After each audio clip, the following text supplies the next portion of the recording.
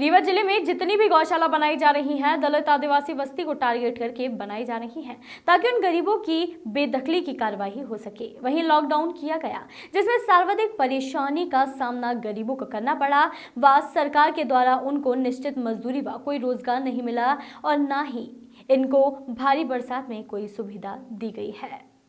ग्राम देवरा नई बस्ती, जिसमें दलित आदिवासी लगभग 40 से 50 साल से परिवार सहित निवास कर रहे हैं, किसी तरह रोजी रोटी चला रहे हैं। शासन की योजना के अनुसार यहां पर गौशाला का निर्माण किया जा रहा है। आदिवासी व दलितों को बेघर किया जा रहा है।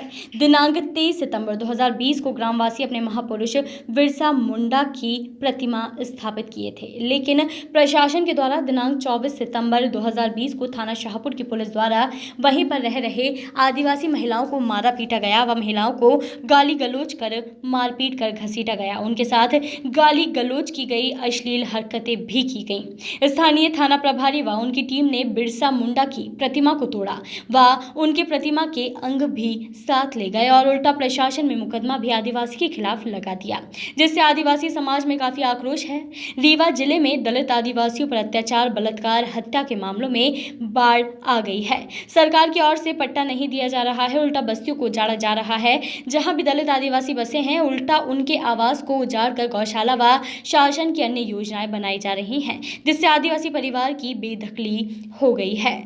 वहीं दिनांक 15 नवंबर 2019 को तत्कालीन मंत्री आदिम जाति कल्याण विभाग ने जिला रीवा मुख्यालय में आदिवासी मंगल भवन व बिरसा मुंडा की मूर्ति स्थापित करने के लिए 25 लाख रुपए की घोषणा की थी, जो कि शासन के द्वारा आज भी पूरी नहीं हो पाई है, जिससे आदिवासी समाज दुखी है।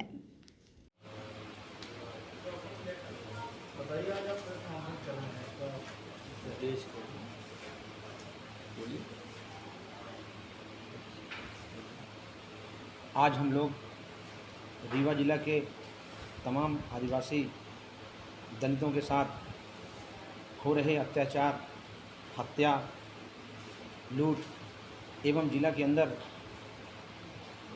जो बेदखली की कार्रवाई की जा रही है, उस संबंध में हम लोग आज यहाँ पर प्रेस वार्ता की आवश्यकता पड़ी है। चूँकि रीवा जिला में आज लॉकडाउन के चलते भारत के साथ साथ रीवा जिला में भी सब लोग ग्रसित हैं। इस लॉकडाउन में, इस पूरी भारी बरसात में जो लोगों के ऊपर, गरीबों के ऊपर, मजलूमों के ऊपर जो ये बेदखली की कार्रवाई की जा रही है और जो राज्य शासन की जो गौशाला जो बनाई जा रही है, उसमें सभी जगह जो भी दलित आदिवासी बस्तियां हैं उनको टारगेट करके बनाया जा रहा है, उनकी बेदखली कार्रवाई की जा रही है। जबकि वो लोग 50-40 सालों से बसे हुए हैं। राज्य शासन ने आदेश भी जारी किया है समस्त कलेक्टरों को, समस्त संभाग आयुक्तों को कि ग्राम पंचायत का व्यक्ति कोई भी अगर जो ग्राम पंचायत में निवास करता है, संपूर्ण अपनी रोजी रोटी का साधन जुटाता है, तो उसको जो भूमिहीन है उसको पट्टे की प्रावधान किया जाना चाहिए और किया भी जाता है राज्य शासन के अनुसार। लेकिन ज़िले के अंदर अभी तक पूरी पट्टा वितरण की कार्रवाई भी नहीं हो सकी है और दलित और आदिवासियों को किसी भी थाने में सुना नहीं जा रहा है, न उनकी FIR संपूर्ण तरीके से दर्ज कराई जा रही है और न उनकी बात को रखा जा रहा है। रीवा जिला में जितनी भी कार्रवाइयाँ, बेदखली की कार्रवाइयाँ हो रही हैं, वहाँ पर सिर्फ आदिवासी और दलित बस्तियाँ को ही टारगेट कर रहे हैं। चूँकि आप लोगों ने देखा भी है कि जब तक इन समस्याओं का निराकरण नहीं होगा, तब तक ये समाज इसी तरह से अन्याय और अत्याचार बर्दाश्त वो नहीं कर पाएगा। निश्चित रूप से शासन का जो आदेश है, हर व्यक्ति को पट्टा मिलना चाहिए, सभी योजनाओं का लाभ मिलना चाहिए।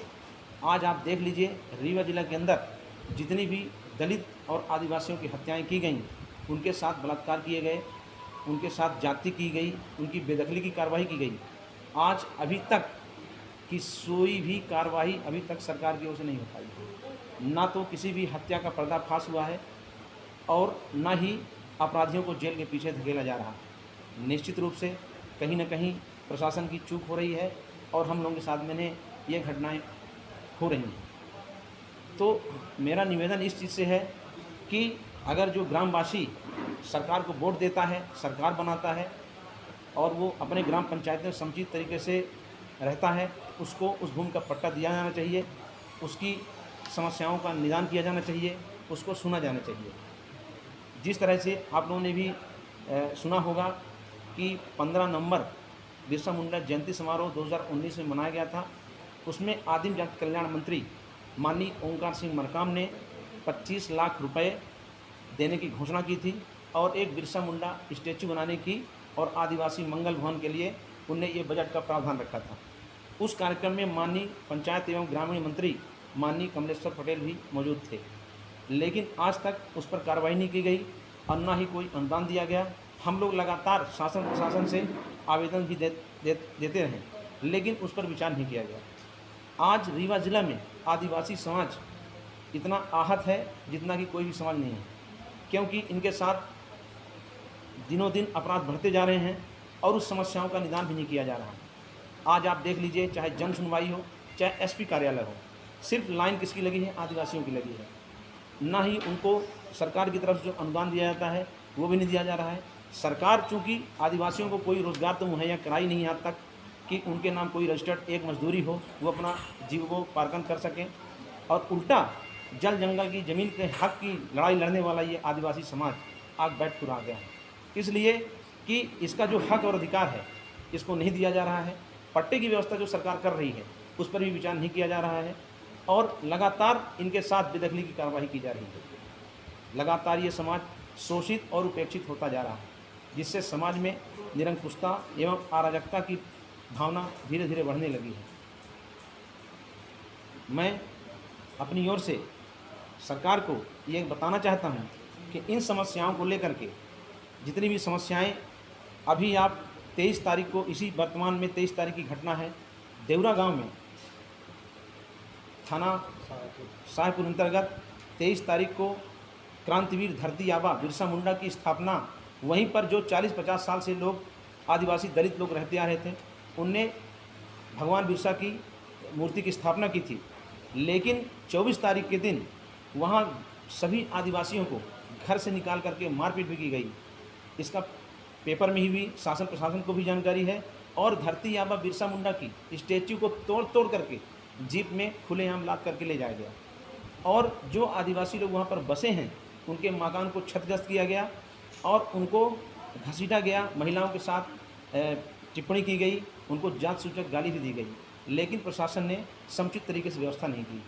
इसी तरह से मऊगंज अंतर्गत कौन सा गांव था?